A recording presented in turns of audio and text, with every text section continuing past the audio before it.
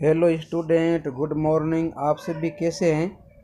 आशा करता हूं कि आप सभी अच्छे होंगे। श्री करणी विद्या मंदिर उच्च माध्यमिक विद्यालय पोखरण के डिस्टेंस लर्निंग प्रोग्राम में आप सभी का स्वागत है।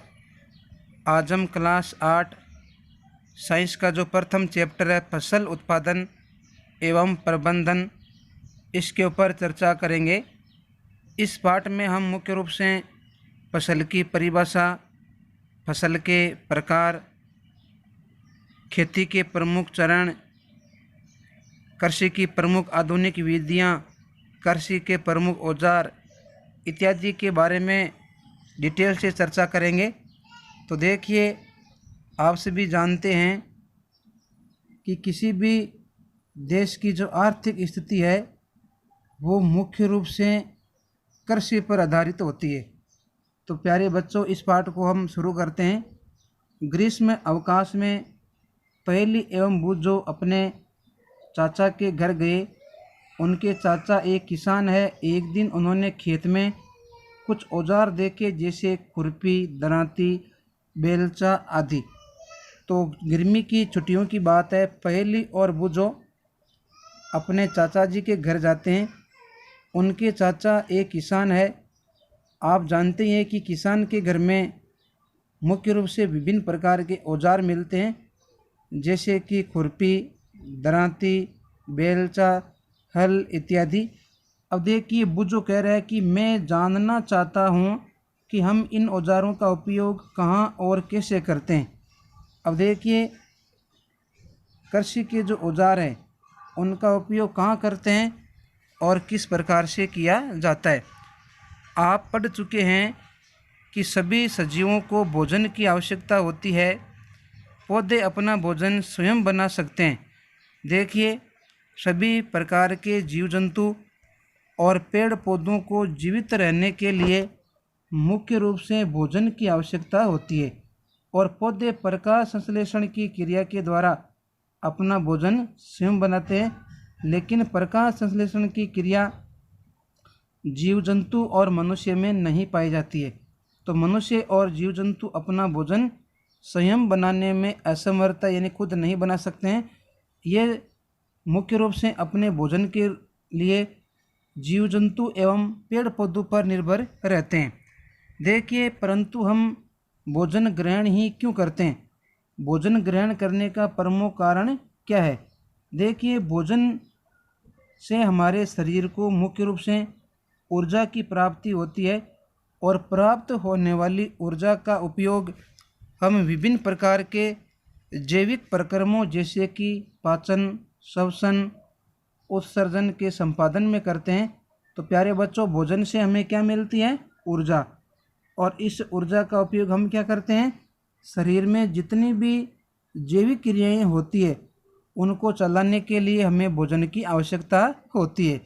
तो देखिए, हम अपना भोजन पेड़ पौधों से भी ग्रहण कर सकते हैं और जीव जंतुओं से भी ग्रहण कर सकते हैं, क्योंकि हम सभी को भोजन की आवश्यकता है।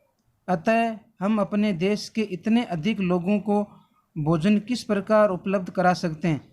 तो देखिए, सभी जीव जंतुओं को भोजन की आवश्यकता होती है, लेकिन हमारा देश बहुत ही बड़ा है, इसमें अनेक लोग रहते हैं।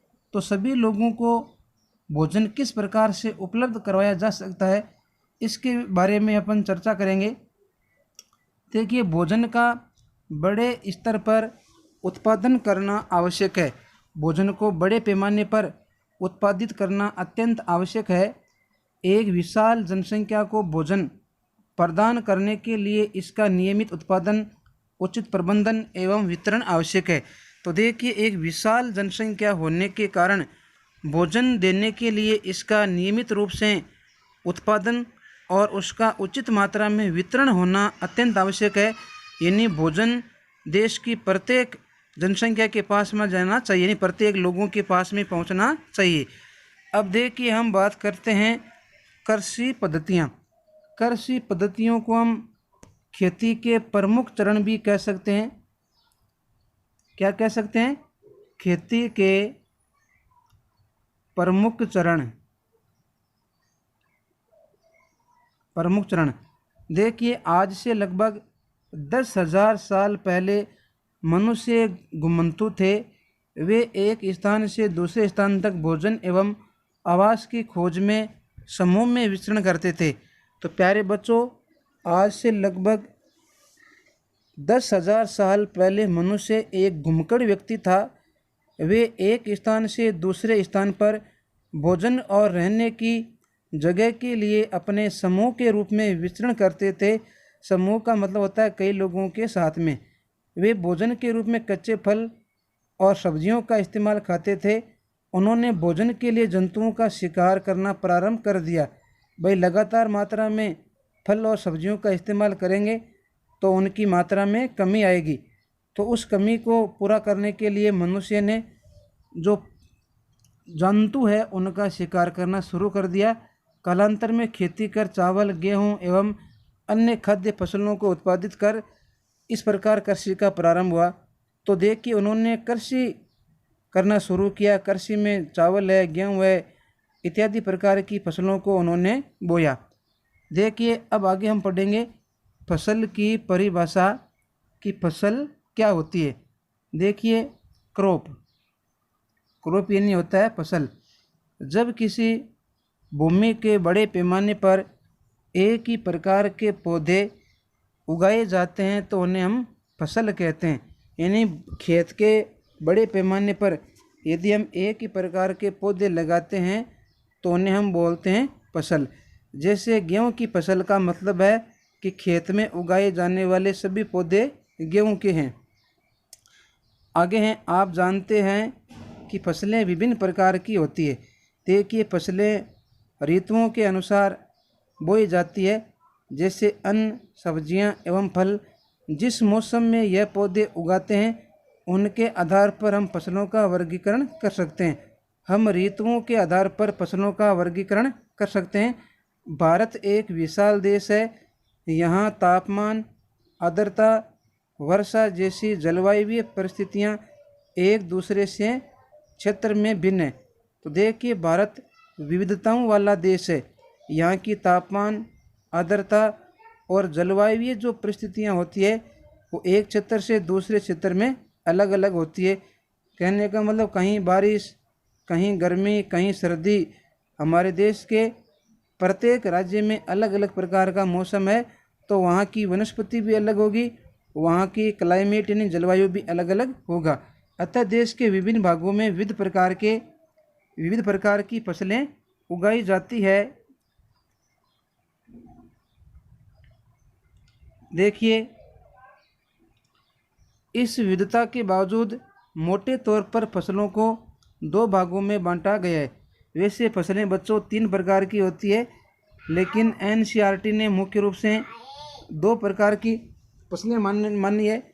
एक तो मानी है खरीफ की फसल, एक मानी है रबी की फसल। तीसरी फसल एक और होती है जिसका नाम है जायद की फसल, लेकिन यहाँ पर मानी 2 है तो हमें 2 को ही पढ़ना पड़ेगा। देखिए, पहली फसल का प्रकार है खरीफ की फसल और दूसरी फसल का नाम है रबी की फसल। देखिए, खरीफ की फसल क्या है? ऐसी फसल जिन्हें वर्षा ऋतु में उगाया जाता है उन्हें खरीफ की फसल कहते हैं। इन इस मौसम में जो हम फसल बोएंगे उन्हें हम क्या कहेंगे? खरीफ की फसल। भारत में वर्षा ऋतु का समय जून से सितंबर तक होता है। धान, मक्का, सोयाबीन, मूंगफली, कपास, इसके अलावा बाजरा, मूंग, मोट, ये इत्यादि खरीफ की फसल के उदाहरण हैं। दूसरी फसल है रबी की फसल। यह मुख्य रूप से शीत ऋतु में उगाई जाती है। तो हम यह लिख सकते हैं कि शीत ऋतु में बोई जाने वाली फसलों को रबी की फसल कहते हैं। यह इसका समय अक्टूबर से मार्च के बीच होता है। इसमें हम गेहूँ, चना, मटर, सरसों, अलसी, इनके अलावा इसबगोल इत्यादि बोते हैं। इसके अलावा एक जायद की फसल और भी होती है, बताना चाहूँगा। खीरा, ककड़ी, लौकी आपने देखे ही होगी। ये सभी मुख्य रूप से जायद की फसल के उदाहरण है। आगे हम पढ़ रहे हैं कृषि आधारित फसल पद्धतियाँ। देखिए, कृषि की कुछ पद्धतियाँ होती है, यानी कुछ चरण होते हैं। धान को शीत ऋतु में क्यों नहीं उगाया जा सकता? यानी ये जो बाजरा है, मूंग है, मोट है, इनको शीत ऋतु में क्यों नहीं उगाया जाता है? क्योंकि धान को मुख्य रूप से अत्यधिक मात्रा में जल की आवश्यकता होती है, अतः इन्हें केवल वर्षा ऋतु में ही उगाया जाता है। तो बच्चों, जो धान किस्म होते हैं या धान के अंतर्गत जो बाजरा, मूंग, मोट आते हैं, इनको जल की बहुत ही आवश्यकता होती है। इन्हें केवल वर्षा ऋतु में उगाया जा सकता है। फसल उगाने के लिए एक किसान को अनेक क्रियाकलाप करने पड़ते हैं। आप देखेंगे कि यह क्रियाकलाप उस प्रकार के हैं जिनका उपयोग माली अथवा आप सजावटी पौधे उगाने के लिए करते हैं। जिस प्रकार एक माली अपने बगीचे की तैयार करता है, अपने बगीचे को सजाने के लिए तैयार करता है, ठीक उसी प्रकार किसान को भी अपने खेत को बोने से पहले कई प्रकार की तकनीकी का इस्तेमाल करना पड़ता है, या मैं कहूँ कि कृषि के प्रमुख चरणों का वो सहारा लेता है। कृषि का प्रमुख चरणों में पहला है मिट्टी तैयार करना, दूसरा है बुवाई करना, तीसरा है खाद एवं उर्वरक देना, फिर देखिए सिंचाई करना, पांचवा चरण है खरपतवार से सुरक्षा करना, छठवां है कटाई करना, और सातवां क्या है? भंडारण करना। तो प्यारे बच्चों, कृषि की प्रमुख पद्धतियां या कृषि के कितने चरण होते हैं? 7। पहला है मिट्टी तैयार करना, दूसरा है बुआई करना, तीसरा है खाद एवं उर्वरक देना, फिर है चौथा सिंचाई करना, पांचवा दिया है खरपतवार से सुरक्षा करना, छठवां है कटाई करना, और सातवां है भंडारण करना।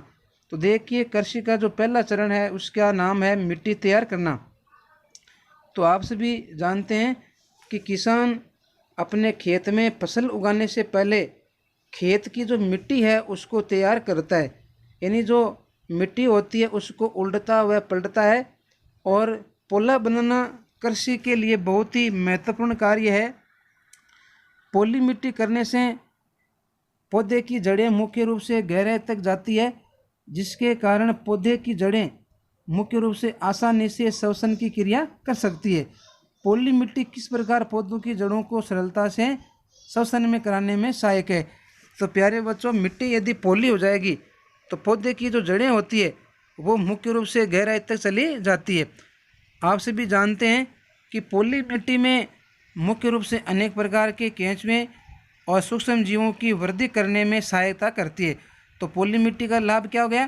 पोली मिट्टी से मिट्टी में रहने वाले केंचुए और सूक्ष्म जीवों की मात्रा बढ़ जाती है। आप सभी जानते हैं कि जो केंचुआ होता है, केंचुए को किसान का मित्र कहा जाता है। तो बच्चों, किसान का मित्र किसे कहते हैं? केंचुए को कहा जाता है, क्योंकि केंचुआ मिट्टी को पलटकर पोला कर देता है और आवश्यक हुमस बनाता है। परंतु मिट्टी को पलटना और पोला करना आवश्यक क्यों होता है? तो देखिए, जो केंचुआ होता है वो मुख्य रूप से अपशिष्ट पदार्थों को खाता है और उन्हें सामान्य खाद में बदल देता है। उस खाद का उपयोग मुख्य रूप से कृषि में करते हैं, जिनसे फसल की उत्पादन क्षमता बढ़ जाती है। आपने पिछली कक्षाओं में पढ़ा है कि मिट्टी में खनिज, जल, वायु और कुछ सजीव होते हैं। इसके अलावा मृत पौधे एवं जंतु भी मिट्टी में पाए जाते हैं और उनका अपघटन कर दिया जाता है। तो बच्चों, आपने कक्षा 7 में पढ़ा है कि मिट्टी में मुख्य रूप से अनेक प्रकार के खनिज, जल, वायु और कुछ सजीव रहते हैं। इसके अलावा मरे हुए पौधे एवं जंतु भी मिट्टी में पाए जाते हैं और उनका केंचुआ या सूक्ष्म जीवाणु के द्वारा अपघटन कर दिया जाता है, यानी उनको तोड़ दिया जाता है। इस प्रक्रम में मरे हुए जीवों में पाए जाने वाले पोषक मिट्टी में निर्युक्त होते हैं, यानी जो जीव जंतु मर जाते हैं सूक्ष्म, वो मिट्टी में मिल जाते हैं और उनसे पोषक पदार्थ बन जाते हैं। और उन पोषक पदार्थों को मुख्य रूप से पेड़ पौधों के द्वारा ग्रहण कर लिया जाता है। आप सभी जानते हैं कि मिट्टी की जो ऊपरी परत है वो कुछ सेंटीमीटर ही होती है। वो पौधों की वृद्धि के लिए अत्यंत आवश्यक होता है। इसे उल्टने और पलटने और पोला करने से पोषक पदार्थ ऊपर आ जाते हैं। यदि मिट्टी को हम उल्टेंगे और पलटेंगे तो मिट्टी में जो पोषक पदार्थ होते हैं वो ऊपर वाली सतह पर आ जाते हैं। अतः मिट्टी को उल्टना और पलटना बहुत ही महत्वपूर्ण है। देखिए हम बात करेंगे आगे, जुताई किसे कहते हैं। जुताई क्या है, ये एग्जाम की दृष्टि से मोस्ट है। देखिए मिट्टी को उल्टने पलटने एवं पोला करने की प्रक्रिया को जुताई कहते हैं। तो जुताई क्या हो गया, मिट्टी को उल्टने पलटने एवं पोला बनाने की प्रक्रिया को हम जुताई कहते हैं। इसे हल चलाकर करते हैं। तो मिट्टी को पोला कैसे करते हैं, हल चलाकर। हल मुख्य रूप से आपने देखा होगा लकड़ी या लोहे का बना होता है। यदि मिट्टी अत्यंत सूखी है तो जुताई से पहले इसे पानी देने की आवश्यकता भी पड़ती है। तो प्यारे बच्चों, यदि मिट्टी जटिल होती है या सूखी होती है तो आप जानते हैं कि सूखी ज़मीन में हल गहराई तक नहीं जा पाते हैं, इसलिए मिट्टी को पानी देना भी पड़ सकता है। जूते हुए खेत में मिट्टी के बड़े बड़े ढेले भी हो सकते हैं। आपने देखा होगा कि खेत में मिट्टी के बड़े बड़े टिब्बे होते हैं, इन्हें एक पाट की सहायता से तोड़ना आवश्यक है। पाट बच्चों ऐसी संरचना होती है, ऐसी, और इसको अपन क्या करते हैं, मिट्टी के ऊपर चलाते हैं। तो मिट्टी के ऊपर चलाएंगे, जो बड़े बड़े मिट्टी के ढेले होते हैं इन पर चलाने से ये क्या कर जाएंगे, टूट जाएंगे। अतः यह कार्य पाटल द्वारा किया जाता है। इसको क्या बोलते हैं, पाटल। कभी कभी जुताई से पहले खाद दी जाती है। तो कभी कभार खेत जोतने से पहले हम खेत में क्या डालते हैं, खाद। अब खाद डालने से लाभ क्या होगा, क्योंकि खाद मिट्टी के साथ में मिल जाएगी और मिट्टी पोषक तत्वों से भरपूर हो जाएगी। जुताई के समय खाद मिट्टी में भली भांति मिल जाती है। बुआई से पहले खेत में पानी दिया जाता है। अपन बात करते हैं कृषि औजार की, कि एक किसान को कौन कौन से कृषि औजार का उपयोग करना पड़ता है। अच्छी उपज के लिए बुआई से पहले मिट्टी को भुरभुरा करना आवश्यक है। यदि हमें खेत में अच्छी फसल प्राप्त करनी है तो मिट्टी को पहले भुरभुरा करना जरूरी है। यह कार्य अनेक प्रकार के औजारों की सहायता से किया जाता है, जैसे हल, कुदाली एवं कल्टीवेटर इस कार्य में उपयोग किए जाने वाले प्रमुख औजार हैं। तो देखिए मिट्टी को भुरभुरा कैसे किया जाता है, हल, कुदाली एवं कल्टीवेटर के द्वारा। तो प्यारे बच्चों, पहला औजार है हल। हल तो आप जानते ही हैं, जैसा कि मैंने बताया था, यह मुख्य रूप से लोहे अथवा लकड़ी का बना होता है। देखिए पुराने समय से ही हल का उपयोग जुताई, खाद, उर्वरक मिलाने, खरपतवार निकालने एवं मिट्टी खुरचने के लिए किया जाता है।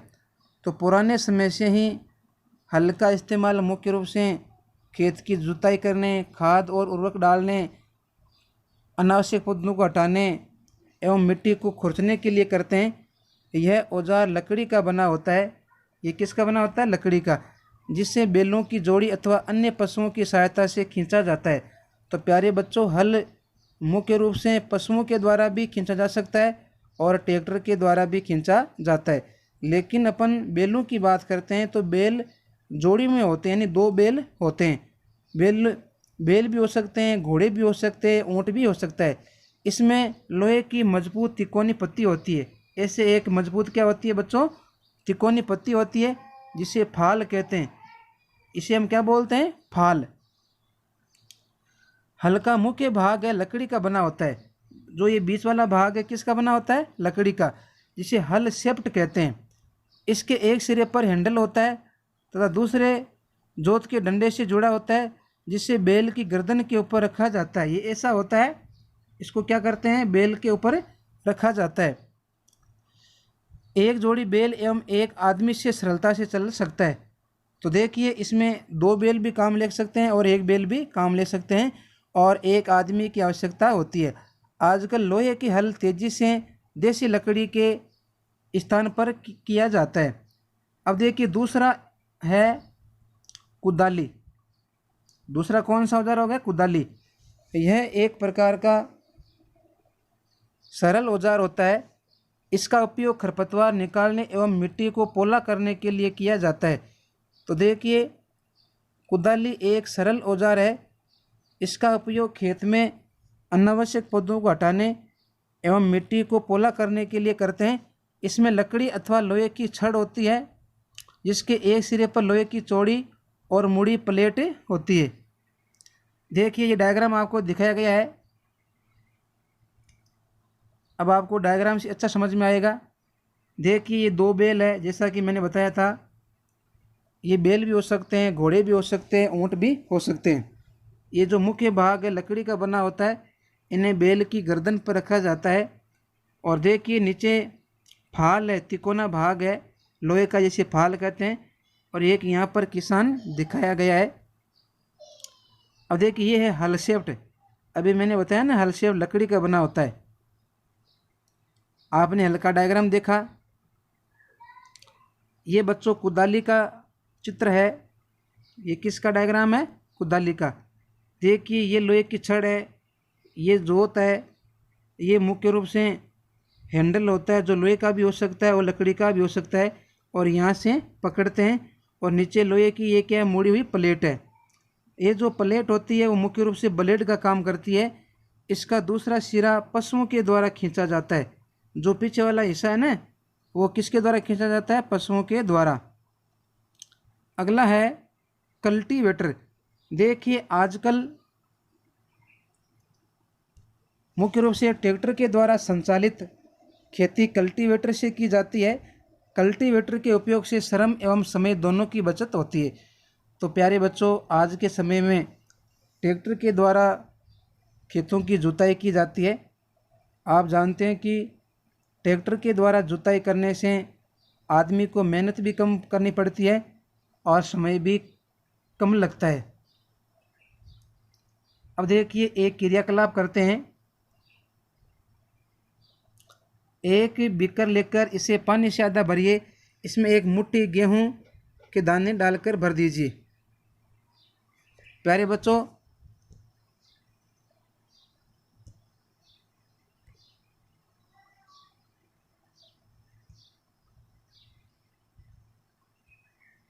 आज के लिए हम इतने पढ़ेंगे। आगे का पार्ट हम बाद में पढ़ेंगे। यदि ये आपको वीडियो अच्छा लगा है तो इसे लाइक कीजिए, सब्सक्राइब कीजिए और बेल आइकन का बटन दबाइए।